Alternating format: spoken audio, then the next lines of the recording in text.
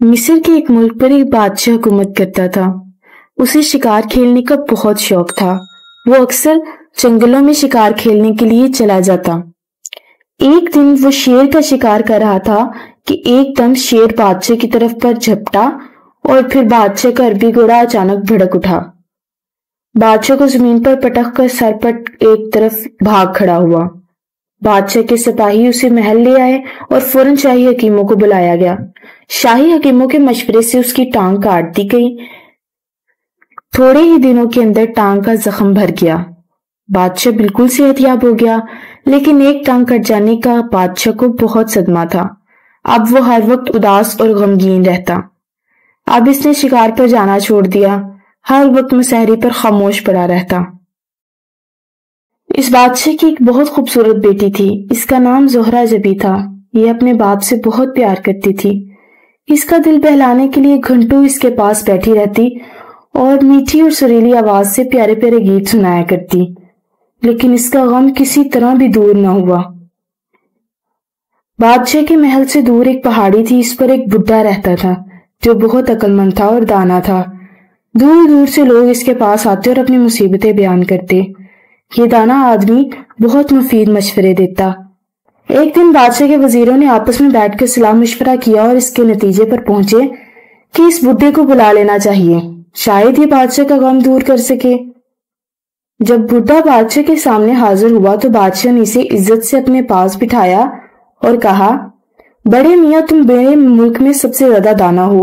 اگر تم میرا غم دور کر دو تو میں آدھی سلطنت اور اپنی بیٹی کی شادی کر دوں گا۔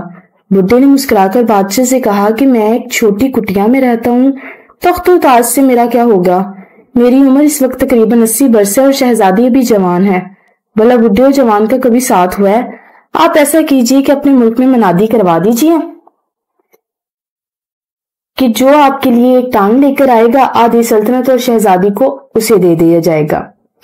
یہ سن کر بادشاہ خوشی سے اچھل پڑا اور بولا، بہت خوب، مجھے تمہاری یہ رائے پسند آئی۔ دوسرے دن بادشاہ کے حکم کے مطابق سارے شہر میں ڈھنڈورا پٹوا دیا گیا۔ جو کوئی ہمارے لیے ایک نئی ٹانگ لے کر آئے گا، ماں بدولت اسے آدھا تخت و تاج دے دیا جائے گا اور اپنی بیٹی کی شادی بھی اس سے کروائی جائے گی۔ چند دن کے بعد سینکڑوں لوگ مصنوعی ٹانگوں کو لے کر بادشاہ کے محل کے سامنے آ جمع ہوئے اور لگے ایک دوسرے کو دھکے دینے، چلا چلا کر کہنے کہ بادشاہ سلامت، ٹانگ تو ہم لے کر آئے ہیں۔ حضور، ہماری ٹانگیں بہت اچھی ہیں۔ بادشاہ نے لکڑی کی ٹانگیں، ٹین کی ٹانگیں اور بہت سی بنی ہوئی ٹانگوں کو آزمایا، لیکن سب کی سب ٹانگیں بیکار گئیں۔ الٹا بادشاہ سلامت کو ان ٹانگوں سے بہت تکلیف ہوئی۔ ٹانگیں لانے والوں کے ساتھ بہت برا سلوک کیا گیا۔ کئی مہینے بیت گئے۔ اب بادشاہ پھر اداس رہنے لگا۔ وہ سارا دن غم کی مورت بنا تخت پر بیٹھا خلا میں گھورتا رہتا، نہ کسی سے بات کرتا، نہ کہیں پہ آتا جاتا۔ شہزادی زہرہ جبی اپنے باپ کی یہ حالت دیکھ دیکھ کر بہت روتی تھی۔ دربار کے حکیموں ایک دوسرے سے کہا کرتے تھے کہ اگر ہمارا بادشاہ سلامت اسی اداسی میں رہا تو کچھ ہی دن بعد مر جائے گا۔ ایک دن بادشاہ کے دربار میں ایک خوبصورت نوجوان شہزادہ حاضر ہوا اور بادشاہ سلامت سے ملاقات کی خواہش ظاہر کی۔ بادشاہ نے اس نوجوان کو اپنے پاس بلایا اور اس کے آنے کی وجہ دریافت کی۔ اس وقت دربار میں بادشاہ کی بیٹی زہرہ جبی بھی اپنے باپ کے ساتھ ہی ایک چھوٹے سے خوبصورت تخت پر بیٹھی تھی۔ وہ خوبصورت شہزادے کی طرف دیکھ کر مسکرانے لگی۔ شہزادے نے کہا کہ آپ کے دکھ درد کا سب حال مجھے معلوم ہے۔ میں نے آپ کی اداسی اور غم کا راز بھی معلوم کر لیا ہے۔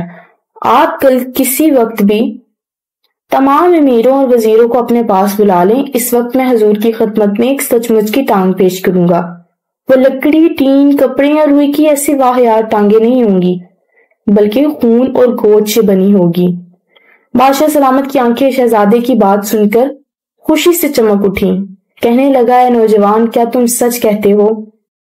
شہزادے نے کہا کہ ہاتھ کنگن کو آرسی کیا ہے، کل اسی وقت دربار میں حضور اپنی آنکھوں سے دیکھ لیجیے گا۔ یہ کہہ کے شہزادے نے بڑے ادب کے ساتھ جھک کر بادشاہ کو سلام کیا اور تیزی سے دربار سے باہر چلا گیا۔ دوسرے دن بادشاہ نے سب امیروں اور وزیروں کو جمع کر لیا۔ بادشاہ کی بیٹی زہرہ جبی کل کی طرح آج بھی اس کے پاس ایک چھوٹے سے تخت پر بیٹھی تھی۔ سب لوگ بے صبری سے شہزادے کا انتظار کرنے لگے۔ تھوڑی دیر کے بعد نوجوان شہزادہ دربار میں داخل ہوا۔ اس کے ہاتھ میں ایک لمبا سا لکڑی کا باکس تھا۔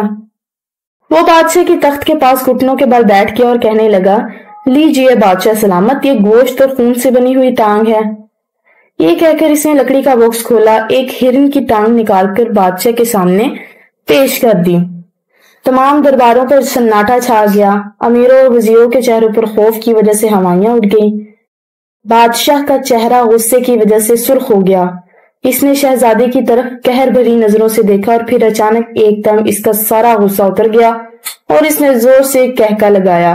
ये देखकर दरबार के लोग पहले तो बहुत हैरान हुए, मगर जब उन्होंने बादशाह को हंसते देखा तो वो भी हंसने लगे और शहजादी का तो ये हाल था कि हंसी के मारे दोहरी हुई जा रही थी। बादशाह ने नौजवान को उसकी होशियारी और अक्लमंदी पर दाद दी और शहजादी की शादी करने का फैसला किया। दूसरे दिन शहजादे और ज़ोहरा जबी शहजादी की शादी हो गई। उससे अगले रोज बादशाह ने अपने तमाम अमीरों वजीरों को धूमधाम से ज़ियाफत करवाई, जबकि बादशाह और शहजादे ने वो हिरन की टांग खूब मजे ले लेकर खाई।